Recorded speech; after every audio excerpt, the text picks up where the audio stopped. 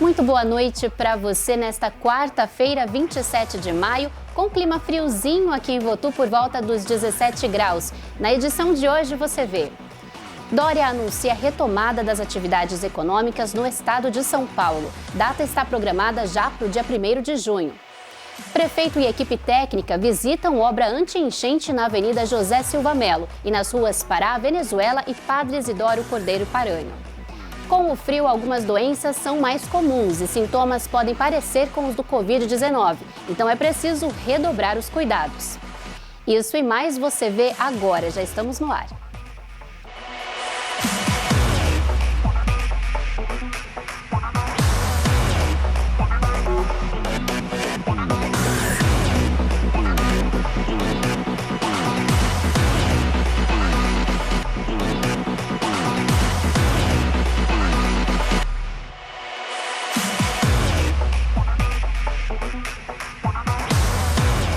E a gente começa esta edição com a notícia da retomada das atividades econômicas no estado de São Paulo a partir do próximo dia 1º de junho, como foi anunciado pelo governador João Dória nesta quarta-feira, hoje mais cedo. Segundo ele, algumas atividades vão ser liberadas gradativamente, de forma consciente. Vamos acompanhar partes deste anúncio. Hoje é um dia particularmente importante para São Paulo e para os 46 milhões de brasileiros de São Paulo.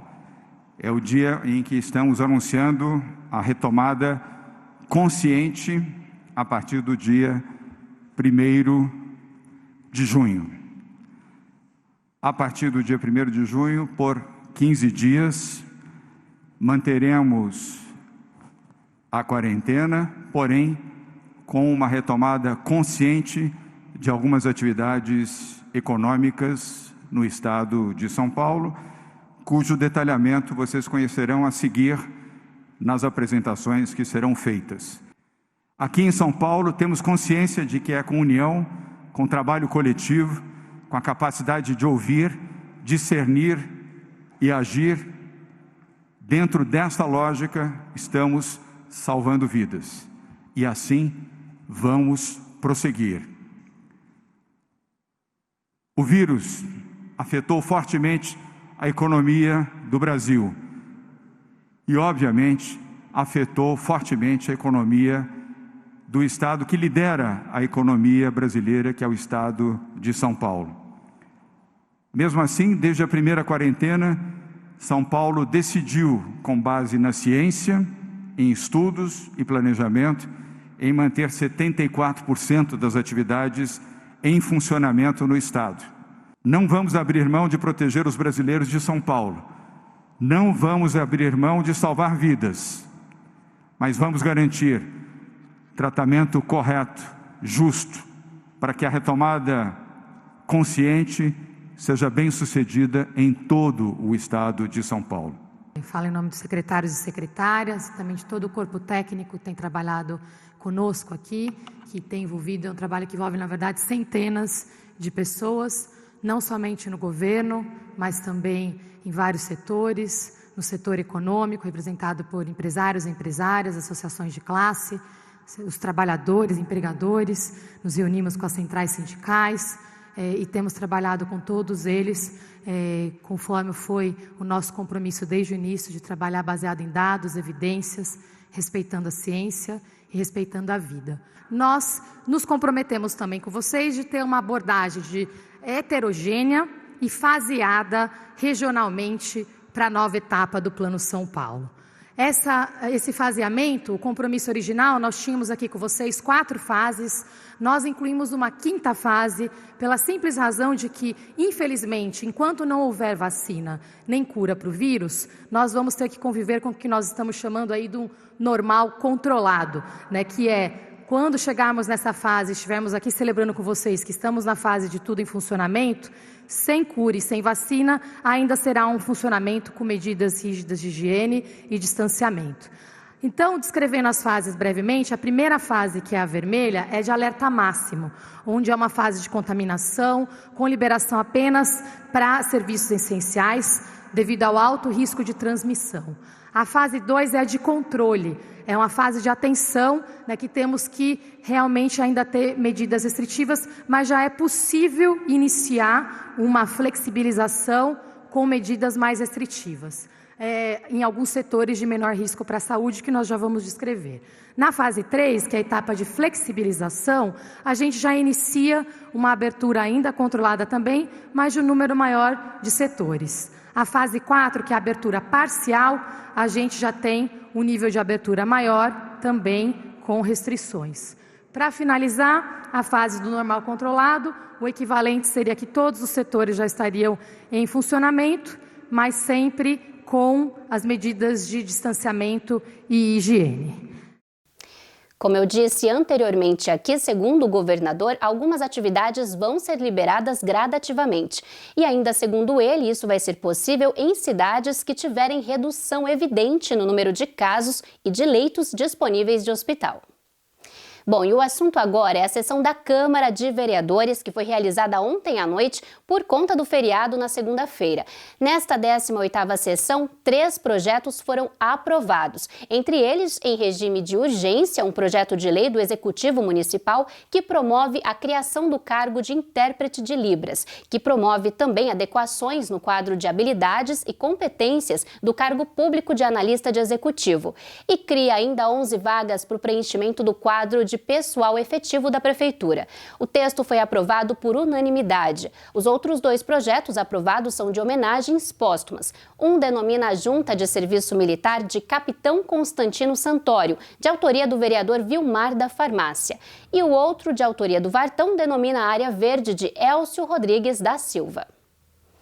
E hoje à tarde, o prefeito João Dado e a equipe técnica visitaram a obra anti-enchente que está sendo feita na Avenida José Silva Melo e nas ruas Pará, Venezuela e Padre Isidoro Cordeiro Paranho. A obra vai contemplar mais de 8.600 pessoas e vai levar mais tranquilidade aos moradores da região, que há anos sofrem com enchentes por conta de chuvas. Na visita ao local, o prefeito João Dado e a equipe acompanharam como está a etapa dos trabalhos desenvolvidos. No total, a obra terá 1.164 metros, ou seja, mais de 1 quilômetro de extensão, com aduelas e tubos circulares de concreto armado e 30 caixas de captação e interligação, que deve dar vazão para a água, impedindo que ela cause transtornos à população. Essa obra ela vai facilitar com que cerca de 8.000 pessoas que moram nessas redondezas não tenham mais que conviver com essas enchentes que assolam. Isso não é possível numa cidade que tem a qualidade de vida de Votuporanga, nós assistirmos isso. Então está sendo gasto aqui, através de um financiamento que a Prefeitura Municipal está contraindo junto à instituição financeira, 5 milhões de reais, um pouco mais que isso, numa obra de 1.600 metros, dessas aduelas que vocês estão vendo aí, para que toda essa canalização não promova mais e não acarrete mais esse prejuízo para todas essas famílias e que deixa, vamos dizer assim, o bairro mais bonito depois de ficar pronto. Essa obra é importantíssima, a mais importante dos últimos 40 anos, no campo das galerias de águas pluviais. É toda a Avenida José Silva Melo, atingindo até a Padre Isidoro Paranhos, resolvendo o problema de enchente em inúmeros comércios, inúmeros estabelecimentos de serviços e residências. Estamos juntos com a Câmara, participando de um momento importante em que uma obra já está com 40% da sua execução concluída. Até o final de ano, com certeza, estaremos com essa obra inaugurada. A Prefeitura divulgou que são quase 5 milhões de reais de investimento. E olha, daqui a pouquinho já voltamos com o próximo bloco do TVU, trazendo para você a previsão do tempo para amanhã, quinta-feira, em Votu e região. E ainda vamos falar sobre as doenças que acabam sendo típicas desse friozinho. Vamos falar também dos números de casos do Covid-19 aqui na cidade. É já já, te espero.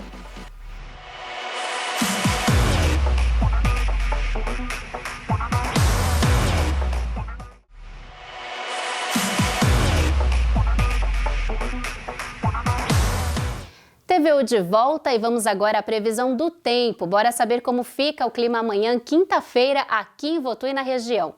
Aqui em Votuporanga agora está por volta dos 17 graus, aquele tempinho frio, e de acordo com o portal Clima Tempo, esse friozinho deve continuar e não deve chover, com temperaturas entre 9 e 26 graus.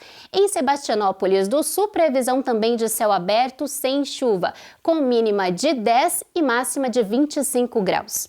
Em Meridiano, expectativa também de céu aberto, não deve chover. E o friozinho continua amanhã, com temperaturas entre 9 e 25 graus. E falando em tempo frio, é comum que algumas doenças típicas dessa época comecem a surgir. Contudo, estamos em um momento de pandemia da Covid-19 e alguns sintomas de gripe podem ser parecidos com o do novo coronavírus, como vamos ver na reportagem. Nós estamos agora num tempo bem friozinho, então temperaturas baixas, ar ambiente bem ressecado, surgem então as grandes preocupações, que são as possíveis doenças respiratórias oportunistas. E que fazer nesse período de tempo frio e seco? Nós já fizemos algumas orientações sobre como umidificar o ar onde nós estamos. Mas o mais importante agora é tomarmos cuidado com as doenças respiratórias, principalmente as alérgicas.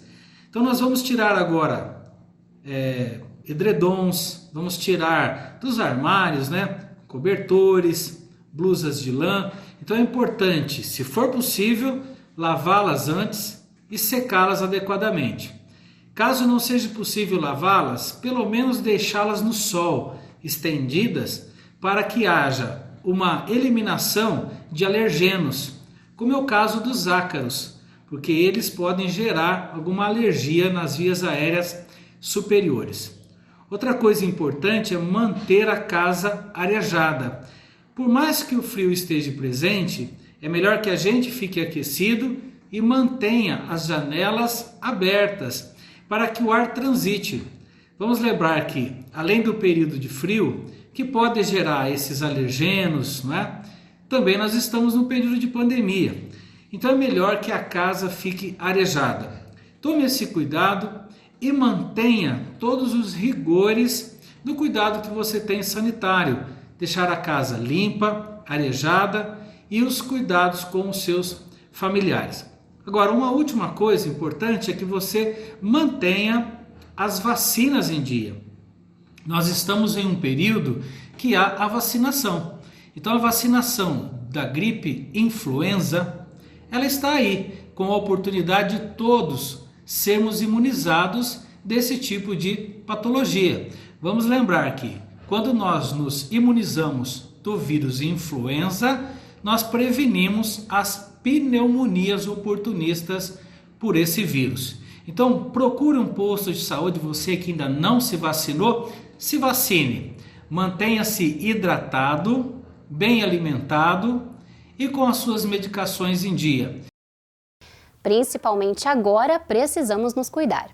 E sobre os casos do novo coronavírus aqui em Votuporanga, de acordo com a última atualização que tivemos acesso até o fechamento desta edição, os números seguem desta forma. São 39 casos confirmados aqui na cidade, sendo destes 3 internações. São 21 curados, 217 se mostraram negativos para a Covid-19 e 19 seguem em investigação. 2 mortes foram confirmadas e 168 casos considerados não graves seguem em monitoramento domiciliar. Dos casos positivos por coronavírus, 6 foram registrados ontem pela Secretaria da Saúde. 5 são mulheres de 28, 36, 37, 50 e 75 anos, sendo que destas apenas a de 50 anos está em internação hospitalar e o restante em casa. E um homem de 66 anos, quem também está no hospital. E o TVU agora vai ficando por aqui. Você nos encontra também lá no facebook.com/rádio e TV Unifev, tudo junto e sem acento. Muito obrigada pela companhia e uma ótima noite para todos nós. Tchau, tchau.